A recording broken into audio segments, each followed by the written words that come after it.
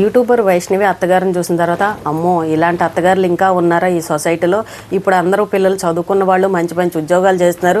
ఏ అత్తగారు కూడా ఏ కోడల్ని వేధించట్లేదు. అత్తగారు వేధింపులు ఈ మధ్య తగ్గిపోయే కదా అని మనం చాలాసార్లు చెప్పుకున్నాం. చాలామంది ఇన్స్టాలో కామెంట్లు ఏం పెడుతున్నారని అంటే, ఉన్నారండి బాబు మీరు లేరని అని అనుకుంటున్నారు, ఇళ్లలోకి దూరం చూస్తే తెలుస్తుంది ఈ అత్తగారు మొండ ఎప్పుడు చేస్తుందని మేము ఏ రకంగా చూస్తున్నాము. మమ్మల్ని అంత పీడించుకుని వేధిస్తుంది. భార్యాభర్తలు మేమిద్దరూ ఎంతో హ్యాపీగా ఉన్నా సరే కళ్ళు కుట్టుకుపోయి ఏదో ఒక తగాదా పెట్టాలని చూస్తుంది, మమ్మల్ని ఇద్దరిని విడగొట్టాలని చూస్తుందని చాలామంది ఆడపిల్లలు కామెంట్లు పెట్టిన వాళ్ళు ఉన్నారు. అంటే ఆడవాళ్ళకే శత్రువు అని అంటాం చూసారా. ఆ అత్తగారు కూడా ఓ ఇంటి కోడలయ్యి కూడా కోడళ్ళని చూడండి ఏ రకంగా వేధిస్తున్నారు. ఇక్కడ కట్నం దాహం అనమాట. డబ్బు డబ్బు డబ్బు మరి పోయేటప్పుడు ఏమన్నా మీద వేసుకుని వెళ్తారో ఏమో తెలియదు. కానీ ఇప్పుడు ఈ అత్తగారు అలాగే డబ్బు దాహం ఎక్కువైపోయింది. కట్నం కట్నం అని ఆ అమ్మాయిని వైష్ణవిని వేధించింది. ఏం సాధించింది? ఒక పక్క జైలుకి వెళ్ళింది, ఒక పక్క గవర్నమెంట్ ఉద్యోగంతో ఉన్న కొడుకు ఆ ఉద్యోగం పోయింది. కొడుకులు ఇద్దరు కూడా జైల్లో ఉన్నారు. ఇక్కడ కోడలు చనిపోయింది. ఇంకా వాళ్ళ ఫ్యామిలీ ఏంటి చెప్పండి? ఓ పక్క తండ్రి కూడా లేడు. అంటే కుటుంబం అంతా చూసారా ఎంత నరకంలోకి వెళ్ళిపోయిందా. అదే కనుక ఆ కోడల్ని బంగారంలాగా చూసుకుని ఉంటే ఆ అమ్మాయి పుట్టింటి వాళ్ళే ఏదో ఒకటి కట్నం అనేది ఇస్తారు కదా. ఆల్రెడీ వాళ్ళు ఇచ్చారు, ఇచ్చినా సరే ఈ వీళ్ళకి ఎక్కడ కూడా తృప్తి అనేది లేదు.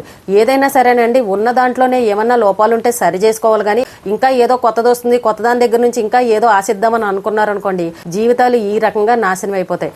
ఎప్పుడు డబ్బు డబ్బు అని అనుకుంటారు. ఇప్పుడు నిజంగా కట్నం తీసుకొచ్చిన అమ్మాయి వీళ్ళ మాట వింటుందా? నేను కట్నం తీసుకొచ్చాను నువ్వెవతవే నన్ను ఇలా అనడానికని దీన్ని జుట్టించుకుని పట్టుకొచ్చి కాలు కింద వేసి తొక్కు పెడుతుంది. ఆ అత్తగారికి విలువ అనేది ఉంటుందా?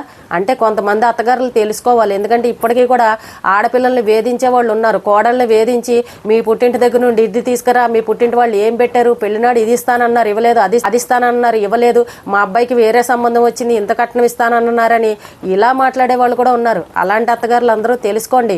ఎవరో కట్నం పట్టుకొస్తుందని మీరు ఆ అమ్మాయి గురించి ఆలోచిస్తే అది మిమ్మల్ని కిందేసి ముద్ద పెట్టకుండా బయటికి గంటేస్తుంది. నా మొగుడికి ఇంత కట్నం ఇచ్చి నేను కొనుక్కున్నాను, నువ్వెవరివే మాట్లాడడానికి అని మాట్లాడింది అనుకోండి, అప్పుడు మీ బతుకులు ఏమవుతాయి? కాబట్టి ఇక్కడ డబ్బే శాశ్వతం అని చూసుకోకూడదు. మంచి అమ్మాయి వచ్చిందా లేదా, మనలో కలిసిపోయిందా లేదా, జీవితకాలం మన ఇంట్లో ఉండాలి కాబట్టి చక్కగా పద్ధతిగా ఉండి మనందరినీ బాగా చూసుకుంటుందా లేదా, చివరి రోజుల్లో నాకు ఇంత అన్నం పెడుతుందా లేదా అనేది ఇలాంటి విషయాలు చూసుకోవాలి. కానీ డబ్బు డబ్బు ఆ పుట్టింటి వాళ్ళు ఏమి ఇవ్వలేదని ఈ అమ్మాయిని సాధిస్తే ఎక్కడి నుండి తీసుకొస్తారు చెప్పండి? అదే కనుక మీ ఇంట్లో ఆడపిల్ల ఉందనుకో, మీరు కూడా ఆడపిల్లని ఒక ఇంటికి ఇస్తారు, అక్కడ వాళ్ళు కూడా ఇదే విధంగా వేధిస్తే అప్పుడు మీరు మీ మనసు ఎలా బాధపడుతుంది? ప్రతి అత్తగారు తెలుసుకోవాలి. నేను ఓ ఇంటి కోడలనే కదా, అక్కడ అన్నీ భరించే కదా ఇక్కడికి వచ్చాను, నా ఇంటికి వచ్చే కోడల్ని నేను ఇలా వేధించకూడదు, అందరిలోనూ మార్పు రావాలని మీ దగ్గర నుంచే ఈ మార్పు అనేది రావాలి. ఈవేళ కోడల్ని ఏడిపిస్తారు, రేపు అక్కడ మీ కూతుర్ని ఏడిపిస్తారు. లేదనంటే ఆవేశంలో కోపంలో ఇలాంటి నిర్ణయాలు తీసుకుని ఎవరో ఒకళ్ళు ప్రాణాలు తీశారనుకోండి, మీ కొడుకుని రెచ్చగొట్టి ఆ అమ్మాయి మీద ఏమన్నా ఇలాంటి ప్రయత్నాలు చేశారనుకోండి, మీ బతుకులు ఏమైపోతాయి? జైల్లో కూర్చుని చెప్పకూడదు తినే పరిస్థితి. అసలు ఈ వైష్ణవి అత్తగారు ఏం సాధించింది? ఇప్పుడు బయటకు వచ్చిందంటే వీళ్ళందరూ చంపేస్తారు మొత్తం ఫ్యామిలీని.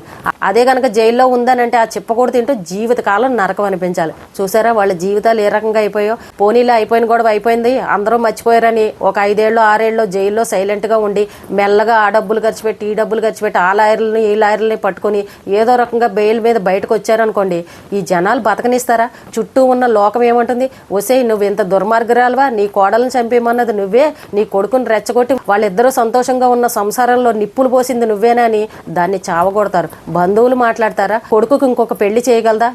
ఏ అమ్మాయి అయినా ముందుకొచ్చి వీడిని పెళ్లి చేసుకుంటుందా? అంటే తల్లి చేసిన తప్పుల వల్ల పిల్లల జీవితాలు కూడా నాశనం అయిపోయాయి. కొడుకు భయ్యానికి తల్లి మాట విన్నాడు. కొడుకు ఏంటంటే అటు అన్నగారి మాట ఇటు తల్లి మాట విని ఏం చేయాలో అర్థం కాక నాకు ఆస్తి ఇవ్వని అన్నారు, ఈయన పెళ్లి చేసుకోవడం వల్లే కదా మా కుటుంబంలో ఇన్ని గొడవలు వస్తున్నాయని వీడు ఆవేశపడిపోయి భార్యని ముందు చంపేశాడు. కానీ తర్వాత జీవితం ఏంటి, తర్వాత మా పరిస్థితి ఏంటని ఒక్క క్షణం ఆలోచించుంటే బాగుండేది. చూడండి ఈ రోజున తల్లి మాటలు విన్నందుకు వాళ్ళ సంసారం చూసారా మొత్తం ఏమైపోయిందో, అడ్రస్ లేకుండా అయిపోయింది. బయటకు వచ్చారనంటే మొత్తం అందరూ వేసేస్తారు. వాళ్ళ బతుకులు ఏంటంటే భయంతో బతకాల్సిన పరిస్థితి. కాబట్టి అత్తగారులు ఎవరైనా సరే ఒక్కసారి తప్పులు చేసేటప్పుడు ఆలోచించండి. కోడళ్ళు ఏడిపించేటప్పుడు మీ జీవితం ఏంటనేది చూసుకోండి. నేను లేవలేకపోతే పెట్టేది ఈ కోడలే, నాకు అన్నం పెట్టేది, గొంతులో నీళ్లు పోసేది ఈ కోడలే అని ఆలోచించుకోండి. కూతుళ్ళు ఎక్కడో ఉంటారు, వాళ్ళేమి వాళ్ళ అత్తగారు వాళ్ళని వదిలేసుకుని వాళ్ళ సంసారాలు వదులుకొని మీ ఇంటికి వచ్చి మిమ్మల్ని ఏమీ చూడరు. వేళ కోడలు మంచిది కాదు గయ్యాళిది అని అనుకున్నా ఆ కోడల్ని మార్చుకోండి. అమ్మ నువ్వు చిన్నపిల్లవు, నీకు తెలీదు, ఇది ఇలా చెయ్యమ్మా అది అలా చెయ్యమ్మా అని చక్కగా అలా నేర్పించుకుని కోడల్ని మీ వైపు తిప్పుకునేలాగా మంచి మాటలతో మార్చుకోండి. ఎందుకంటే ఈ కాలంలో పిల్లలందరూ చదువుకున్న వాళ్ళు, వాళ్ళకి మంచి చెడ్డలు కొన్ని తెలియవు. హాస్టల్లో ఉన్న వాళ్ళు ఉంటారు, తల్లిదండ్రుల దగ్గర పెరగని వాళ్ళు ఉంటారు. అలాంటి వాళ్ళకి ఏది తప్పు ఏది రైటు, అత్తగారితో ఎలా ఉండాలి మామగారితో ఎలా ఉండాలి అనే విషయాలు ఈ కాలం పిల్లలకి తెలియవు. అలాంటి వాళ్ళందరికీ నేర్పించుకోండి మీరు.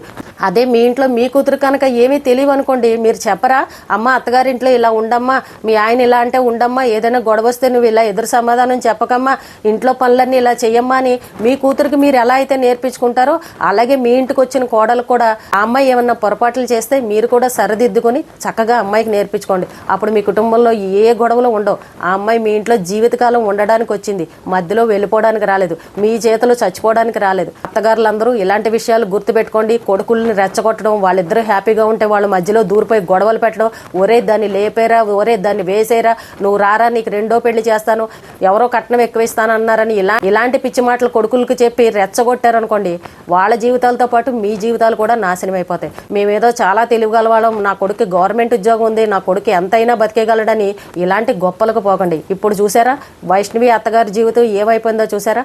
బయటకు వచ్చారంటే మొత్తం అందరూ అక్కడే వేసేస్తారు. అది పరిస్థితి. మీకెంత పౌరుషం ఉందో మీ వల్ల వాళ్ళ కుటుంబంలో బిడ్డ పోయినందుకు వాళ్ళకు కూడా అంతే పౌరుషం ఉంటుంది. కాబట్టి మమ్మల్ని ఎవరు ఏమీ చేయరు, 4 రోజులు చెప్పుకుంటారు, ఈ గొడవ ఇక్కడితో మాసిపోతుందని మాత్రం అనుకోకండి. జైలు జీవితం ఎలా ఉంటుందో అందులో లోపలికి వెళ్ళిన తర్వాత తెలుస్తుంది. ఇంకా అందులోకి వెళ్ళారు అని అంటే మీ జీవితం ఎండ్ అయిపోయినట్టే, సిగ్గుతో చచ్చిపోవాలి. ఒకవేళ కొన్ని రోజుల తర్వాత ఏదో రకంగా మీరు డబ్బులు ఖర్చు పెట్టి బయటకు వచ్చినా ఈ సొసైటీలో తలెత్తుకుని తిరగలేని పరిస్థితి, సిగ్గుతో చచ్చిపోయే పరిస్థితి. మీ పిల్లలు బాగుంటేనే మీ జీవితాలు బాగుంటాయి. మీ కొడుకు జీవితం బాగుంది అని అంటేనే మీ కొడుకు రేపు మీకు ఇంత అన్నం పెడతాడు. అంతేగాని వాళ్ళని సాధించేసి భార్యాభర్తలు విడగొడదామని చూశారనుకోండి, మీకు ఆకుడు కూడా దొరకదు. ఇద్దరు కలిసి వెళ్ళి లోపల కూర్చుంటారు. కాబట్టి అత్తగారులందరూ ఇలాంటి విషయాలు గమనించుకోండి. చాలామంది ఇన్స్టాలో ఆడపిల్లలు ఇలాంటి కామెంట్లే పెట్టారు, మా అత్తగారు ఎప్పుడు చేస్తుందో తెలీదు, మమ్మల్ని విడగొట్టేయాలని చూస్తుంది, మా ఆయన నేను కలిసి ఉంటే చూడలేదు, ఎక్కడికన్నా వెళ్ళినా కూడా చూడలేదని పాపం ఆడపిల్లలు ఇలాంటి కామెంట్లు పెట్టారు. మీరు కూడా ఓ ఇంటి కోడలే కదా, మీరు కూడా వయసులో ఉన్నప్పుడు మీ భర్తతోటి ఇలా తిరిగిన వాళ్లే కదా, మీ భర్తతోనూ మీరు ఎంజాయ్ చేసిన వాళ్లే కదా, మరి ఇప్పుడు మీ పిల్లలు ఎంజాయ్ చేస్తుంటే మీకెందుకు అంత కడుపుమంట? ప్రతి అత్తగారు తెలుసుకోండి. మీకు నచ్చలేదనుకోండి వేరే సంసారాలు పెట్టండి. ఒరే బాబు మీ ఇద్దరు దూరంగా బతకండిరా, నేను ప్రశాంతంగా ఉంటాను, నీ భార్య చేసే పనులు నాకు నచ్చలేదని దూరంగా పెట్టండి. లేదని అంటారా చక్కగా అమ్మాయితోటి కలిసిమెలిసి ఉండండి, మీ కూతురులాగా చూసుకోండి. ఆ అమ్మాయే మీకు ఎంత అన్నం పెడుతుంది. ఈ రోజు ఓపికగా ఉన్నాము, నేను యంగగా ఉన్నాను, నా దగ్గర డబ్బు ఉంది, నాకు అన్నీ బాగున్నాయని అనుకుంటున్నారేమో.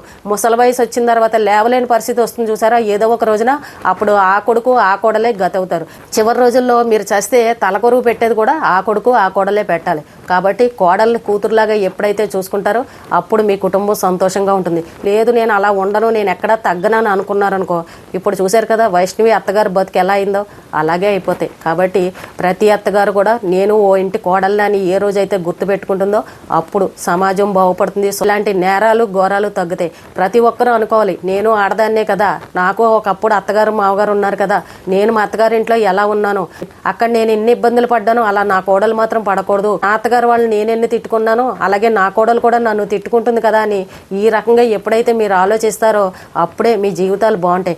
ఒకప్పుడు నా అత్తగారు నన్ను చాలా సాధించింది, అడ్డమైన చాకరీలు చేయించింది, ఇప్పుడు నా కోడలు కూడా నాకు అలాగే చేయాలని ఇలాంటి పిచ్చి మాటలు మాట్లాడడం మానేయండి. అప్పుడున్న పరిస్థితులు వేరు, ఇప్పుడున్న పరిస్థితులు వేరు. నేను కష్టాలు పడ్డానని నా కోడలు కూడా కష్టాలు పడాలని అనుకోవడం అది పిచ్చి భ్రమ. ఇప్పుడు మీ కూతురు కూడా ఓ ఇంటికి వెళ్తుంది, అక్కడ కూడా మీ కూతురుని అలాగే వేధించారు అనుకోండి, అప్పుడు మీ మనసులో బాధ ఎలా ఉంటుంది? కాబట్టి ఆడవాళ్ళకి ఎప్పుడూ శత్రువు కాకూడదు. ప్రతి అత్తగారు ఓ తల్లిలాగా ఎప్పుడైతే ఉంటుందో ఏ కోడలికి కూడా ఇలాంటి వేధింపులకు గురవదు. అలాగే ప్రతి కోడలు కూడా తల్లిలాగా ఆలోచించి అత్తగారు ఏదన్నా ఒక మాట అన్నా సరే మా అమ్మే కదా అందాన్ని సర్దుకుని ఎప్పుడైతే సంసారాలు చేస్తారో అప్పుడే ఆ ఇల్లు సంతోషంగా ఉంటుంది. అత్త కోడల గొడవల వల్ల కుటుంబాలు రోడ్డు మీద పడకూడదు, జీవితాలు జైలు పాలు అవ్వకూడదు, ఎంతో భవిష్యత్తు ఉన్న పిల్లల జీవితాలు మాత్రం అల్లరి పాలు అవ్వకూడదు. కాబట్టి ప్రతి అత్తగారు తెలుసుకోండి, ఆవేశాన్ని కోపాన్ని తగ్గించుకోండి. డబ్బు దాహంతో ఇలా వేధింపులకు గురి చేయకండి, కొడుకుల్ని రెచ్చగొట్టకండి, వాళ్ళిద్దరూ హ్యాపీగా ఉంటే చాలని ఇలా ఎప్పుడైతే అనుకుంటారో అప్పుడే మీ జీవితాలు బాగుంటాయి. ఎందుకంటే ఇలాంటి అత్తగారులు కూడా ఇంకా సొసైటీలో ఉన్నారు. ఇలా ఉన్నారండి అత్తగారులు ఇంకాను, మా అత్తగారు చేస్తేనే మా జీవితం బాగుపడుతుందని ఇలా బాధపడే ఆడపిల్లలు ఉన్నారు. అందుకే ఈ వీడియో చేస్తున్నాను. అత్తగారులందరూ జాగ్రత్తగా ఉండండి, మీ ఇంటి కోడల్ని కూతురులాగా చూసుకోండి. ఈ రోజుకి ఇదేనండి. రేపు మళ్ళీ ఒక మంచి విషయంతో మళ్ళీ కలుద్దాం.